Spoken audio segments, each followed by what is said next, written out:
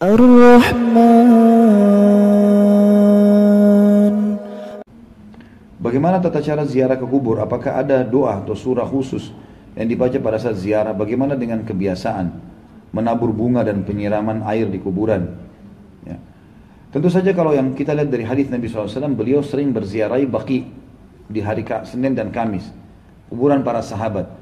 Nabi SAW datang dan Nabi mengucapkan salam kepada mereka. Di antara doanya adalah Assalamualaikum dara qaumin mu'minin. Keselamatan bagi kalian wahai penghuni tempat orang-orang beriman. Dalam satu riwayat dikatakan antumus sabiqun nahnu insyaallah bikum lahiqun. Kalian telah mendahului kami dan kami akan menyusul kalian. Ghafarallahu mustaqdimina minkum wal mustakhirina minna. Semoga Allah memaafkan orang-orang yang terdahulu di antara kalian dan orang yang menyusul di antara kami, gitu kan? Maka ini doa dan Nabi SAW sering mendoakan mereka. Allahumma ighfir lahum warhamhum wa'afihim wa'fu anhum. Maafin mereka ya Allah, rahmati mereka ya Allah, gitu kan? Dan berikanlah kepada mereka keselamatan dan seterusnya. Kita boleh berdoa. Itu doa yang saya tahu, ya, ziarah kubur. Kalau masalah menyiram dengan air, menabur bunga, belum pernah ada riwayat ini. Tidak pernah ada riwayat masalah ini. Jadi tidak ada hubungannya antara air yang disiram di kuburan dengan selamatnya orang itu nanti dari siksa kubur. Tidak ada hubungannya sama sekali. Sama dengan orang berlebihan memasang marmer, pakai pagar, pakai kelambu. Ada hadis Nabi SAW mengatakan kepada Ali bin Abi Thalib, wahai Ali, saya wasiatkan kepadamu jangan kau temui kuburan di muka bumi kecuali kau samaratakan dengan tanah. Jadi seperti taman makam pahlawan itu sebenarnya kuburan ideal. Jadi rata sama tanah, cuma kotak saja begitu. Itu memang seperti itu sunnahnya Nabi SAW semestinya. Kalau kita kan luar biasa, besar, bangunan, segala macam.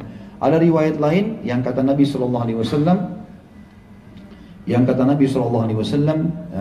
hai Ali, jangan kamu biarkan bangunan kuburan tinggi dan jangan kamu warnahi atau dikapuri dan jangan ditulisi. Larangannya memang begitu. Kalau kita kan tulis tahun wafatnya, tanggal wafat segala macam. Ini lama-lama kalau dibiarkan tulis juga tanggal lahirnya nanti. Dihindari saja. Yang penting adalah kita tahu orang tua kita sudah meninggal, kita doakan. Perbanyak amal soleh Bapak Ibu sekalian, perbanyak amal soleh. Siapa pada masjid lagi dibangun, sedekahkan atas namanya dia. Biar tidak disebutin, Allah sudah tahu. Dalam hati kita niat. Beli Al-Quran, taruh di masjid, niat untuk orang tua kita yang sudah meninggal. Ada kesempatan haji umroh, kita haji dan umrohkan buat mereka, gitu kan. Ada ilmu yang bermanfaat yang mereka pernah sampaikan, kita sebarkan ilmu itu. Sebagaimana sabda Nabi SAW, kalau anak Adam meninggal dunia terputus sumber pahalanya kecuali dari 3, gitu kan. Ilmu yang bermanfaat, sedekah jariyah, bangunan atau sebuah fasilitas yang dipakai terus kayak masjid, rumah anak yatim, jalanan, jembatan, sumur, segala macam ini. Maka itu termasuk Umar bin Khattab pernah membeli kuda dan ditulis wakaf. Ya lillahi ta'ala, siapa saja mau pakai boleh. Kayak kita sekarang mobil ambulan, mobil apalah ya, transportasi apa, itu semua termasuk sedekah jariyah. Ilmu bermanfaat atau anak soleh yang mendoakan. Dalam riwayat lain masalah haji dan umrah. Pernah ada sahabat yang mau haji sama Nabi SAW, dia bilang, labbaik Allahumma hajjan an syubrumati. Aku niat haji untuk syubrumah. Syubrumah keluarga yang sudah mati. Kata Nabi, hajjta an nafsik. Kau pernah haji buat dirimu?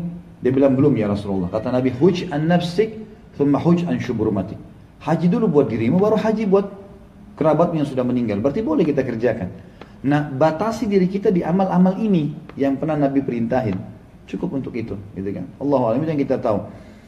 Jadi yang menaburi bunga ini betul tidak pernah ada contoh. Maka lebih amannya seorang muslim masuk ke zona yang aman. Kalau meja ini kita bagi dua Bapak Ibu sekalian.